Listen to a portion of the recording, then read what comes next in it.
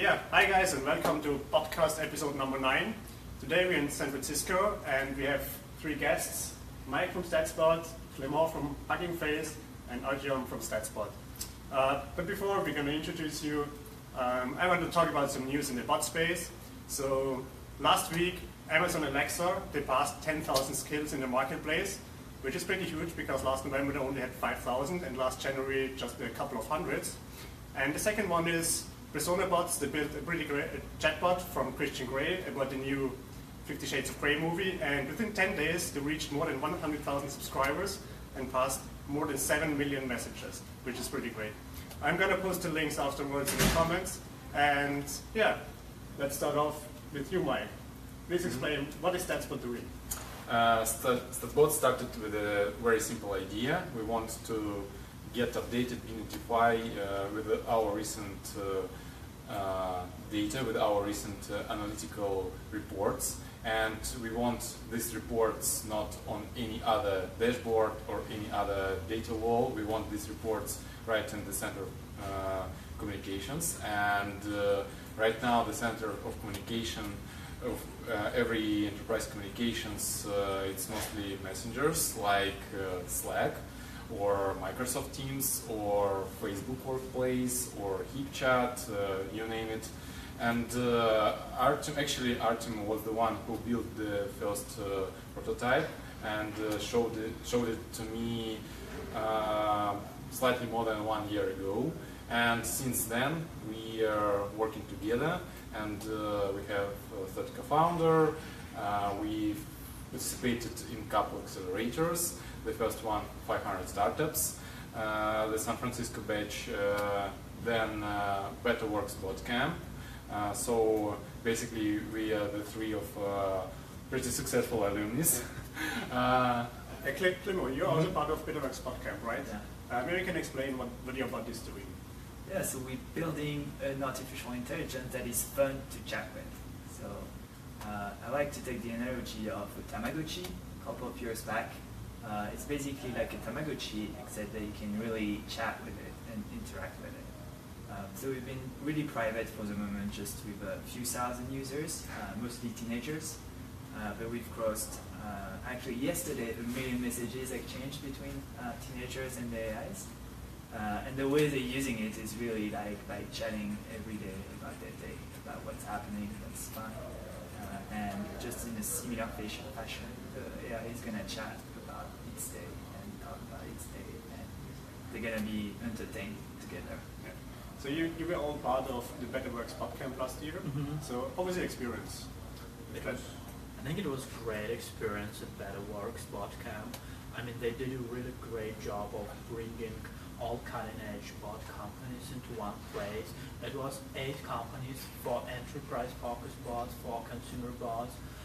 They made a really great environment to feel like a family. So all bot companies was like a family. We still connect with each other, talk about each other, and I think we're pretty successful. I mean, Statsbot right around, I think sometime soon we'll see more announcement of rounds from different BotCamp companies.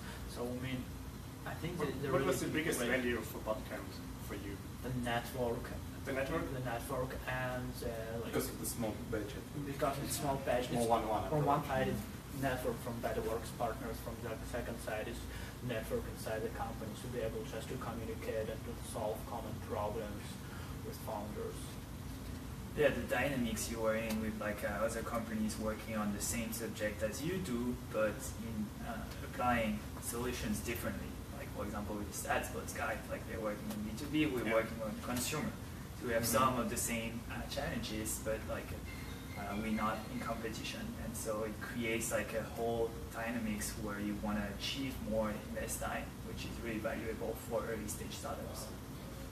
Clement, you're originally from France and you recently moved to the US, right, to New York.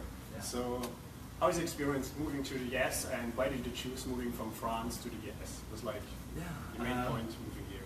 I mean, first thing, like it's incredible. I think it's happening in France, but it's happening also in other places in Europe. How the startup ecosystem is getting better. We really see something happening with more and more startups, more and more links between Europe and the US, or more Yeah. and more people coming to the US to do an accelerator program than going back to Europe. And so building from there companies that can be global. That said, what we're building is really like a consumer startup, almost like a social startup. And just from experience, most of these kinds of companies so far have emerged from the US. So Yeah. most of the people really Most of the social apps they Yeah. emerged from the US market. Yeah. How many people are in your team? So we're just 5 people. And did you move like all people to the US, or do you have still like a few people in France, or? Yeah, we still have 2 people in France on the tech side, because we're lucky to have a really good engineering talents in France, especially around AI. You have Facebook as like a big AI center in Paris, and a couple of other companies. To be honest, like when I build a company, I don't really think too much about where I created it. I think like the borders are less and less important. Like the nationality of people are less important. And I'm just trying to build the best team with the people wherever they come from and wherever they want to work from. Makes sense. Mike, you also moved to the US last year. You moved to San Francisco, right? Actually, we moved for starters, we moved to San Francisco, then moved to New York, then it was back and forth for 4 months. Then once we closed the round, we have to go to Russia. Clement mentioned that they have a lot of talented data scientists, but you have to believe me, we have much more in Russia. And as we discussed, you have more people, so it makes sense. and they sent with the same amount of dollars, we can hire more. But actually, yes, we hired a lot of, let's say, top talented engineers in Russia. There's a lot going on in Russia. Many bot founders or bot startup founders are from Russia. Yes. But many people moved here to the Bay Area. Do you think it's like that the ecosystem in Russia is like missing this opportunity? Yes, kind of. The short answer, yes. Yeah, the short answer, yes. The long answer is you have to go here to the Silicon Valley, or at least to New York, to be able to understand the cutting edge what's going on in the world. You can still have engineers, data science, all the people in Russia going a little bit back and forth, but to be able to raise venture money, to be able to find, especially enterprise clients, as important for Statsbot, you need to go here to the United States. Okay. Clement, very interesting. You have an iOS app instead of a bot based on Messenger. Why did you decide for going for an app instead of Messenger? Yeah, I mean, we're thinking like a couple of things. First, we really don't think that apps are dead. I think there are like a couple of examples last year that prove that they are not. Pokemon Go being probably like the biggest one. Yeah.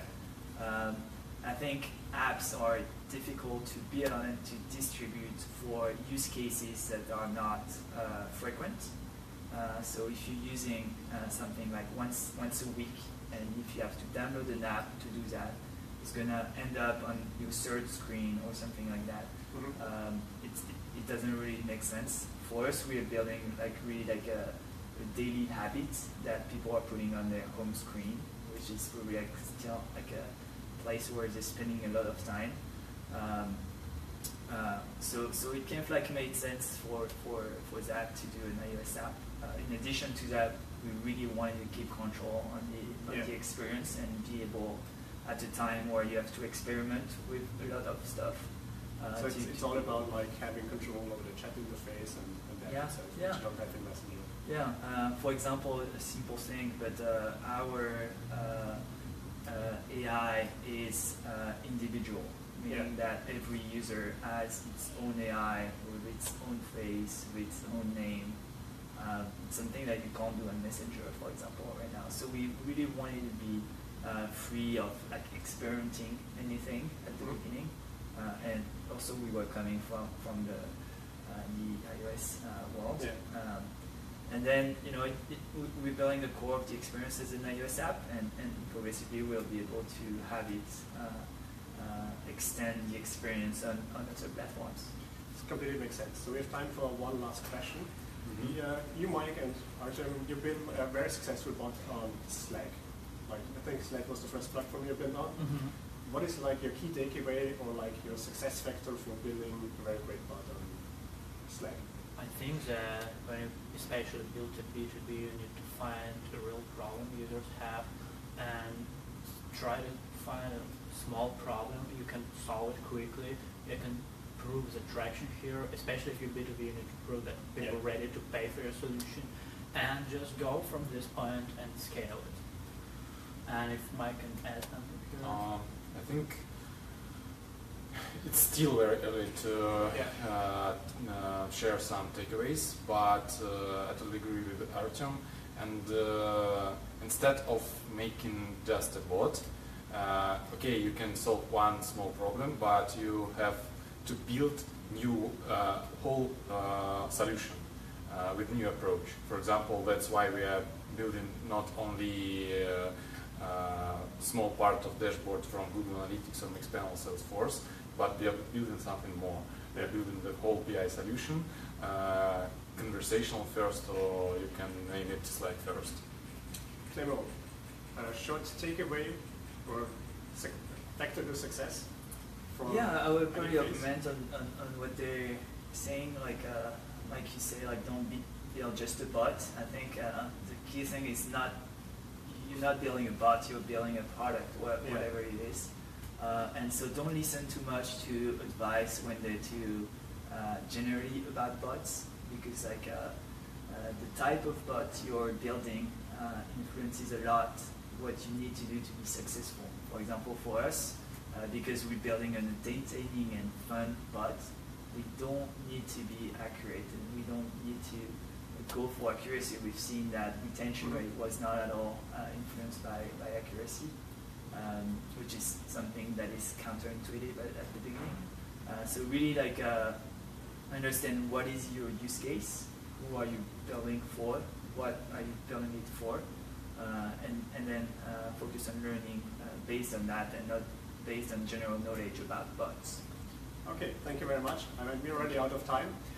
Guys, if you have any question, just add it in the comments and we try to answer it as soon as possible. Thank you very much and see you next week. Bye-bye. Nice.